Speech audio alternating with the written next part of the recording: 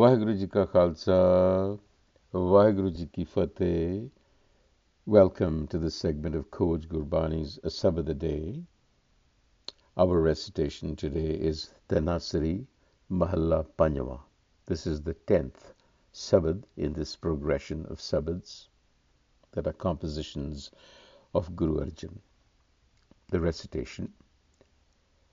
Pani Pakha Pisau Sant Agai, Gun Govind Jas Gai, Saas Saas Man Naam Samhare, Eho Bisaram Nid Pai.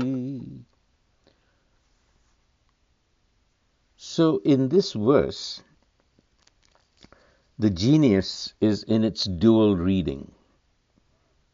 It begins with Pani Pakha Pisau Sant Agai. These are all physical offerings, but they also carry a deep inner meaning, and we will touch on that. So let's first do the literal, physical meaning. Drawing of water, the waving of a fan, the grinding of grain with a hand mill, Pani Pakha Pisau.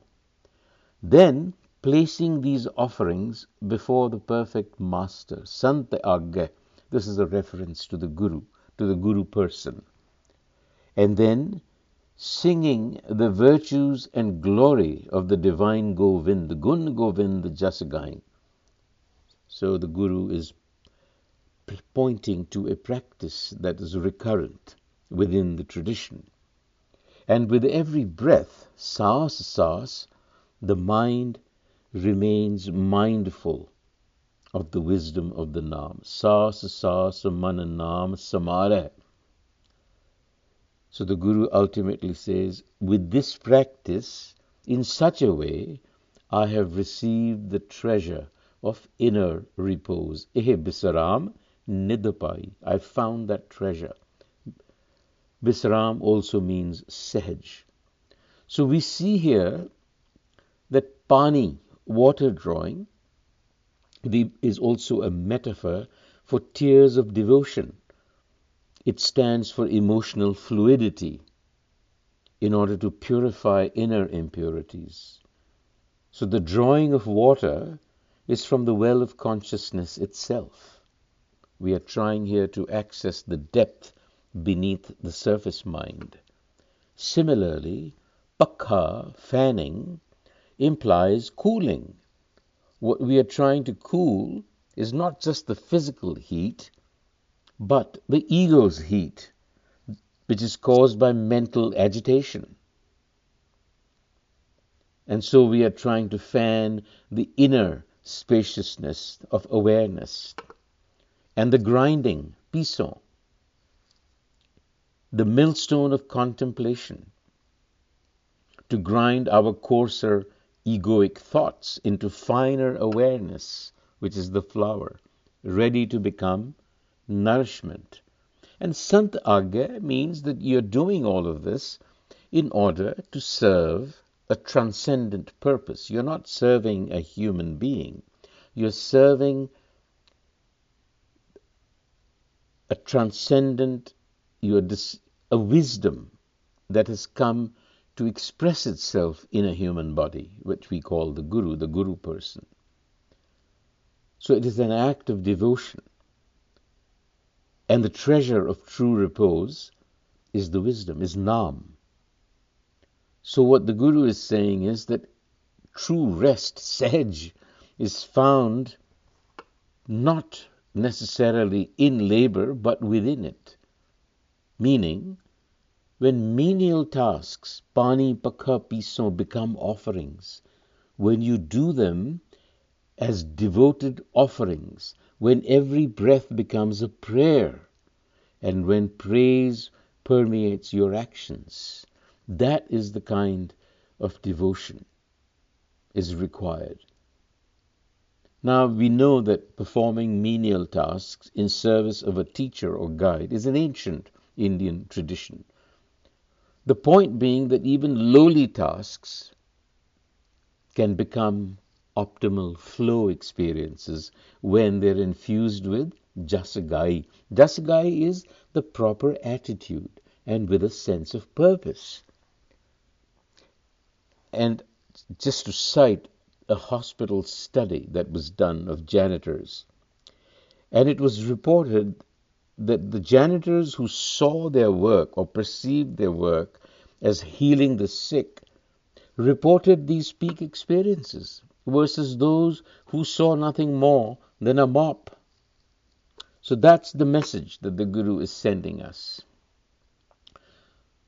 तुम करो दया मेरे साईं, ऐसी मत दीजै मेरे ठाकुर, सदा सदा तुद ध्याई रहाओ. Bestow upon me your mercy and compassion. Grant me the understanding, aisi mat dije, so that I may forever contemplate you. Sada sada tud tyai. So this is the prayer before all prayers can begin, because it embodies a paradox. What it is saying is, the Guru is saying, bestow your mercy so that I may be able to offer prayer to you. The fact is that you already are. So it is asking for mat, not as information, but as a sustained capacity to remain oriented toward the real self. And this paradox resolves experientially. And sada sada means not just one moment, but a lifetime. Not willpower, but a renewal, breath by breath. Inner shaping. तुम्हारी कृपा ते मोह मान छूटे, बिनस जाए परमाई, आनंद रूप रह्यो सब मधे, जत कत पेखो जाई. Through your grace, my infatuation with Maya, my self-conceit have loosened their grip on me. My delusions have begun to vanish. Binas jaya paramai. And I recognize that bliss permeates everything, wherever I look. So grace dismantles this triple lock of infatuation, of ego delusion, through gentle disillusion. It's a loosening of the grip. Then it vanishes. And it results in bliss. तुम दयाल कृपाल कृपानिध, पतित पावन गोसाई, coat सुख आनंद राज पाए, मुख ते निमख बुलाई. तुम दयाल कृपाल. You are compassionate. You are gracious.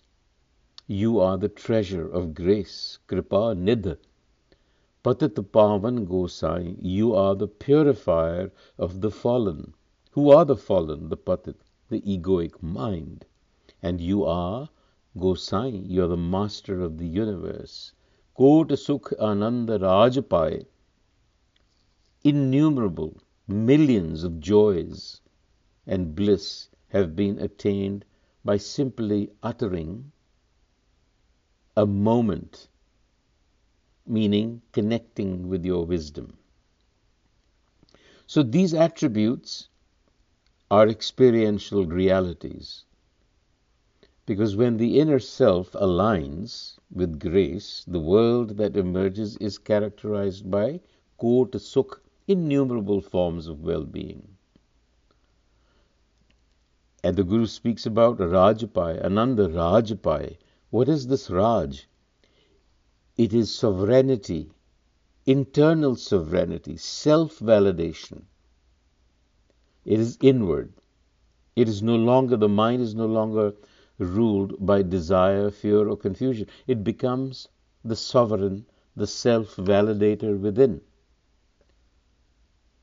Jap, tap, bhagat sa puri, jo prabh ke man paaye, naam japat trishna sab bujhi, naam japat trishna sab bujhi hai, nanak tripat aghai. Nanak is content, fulfilled. How? Because when the meditations and practice of bhakti are complete, japa tapa bhagat sa puri, when they are pleasing to the Prabh self, jo Prabh ke man paaye.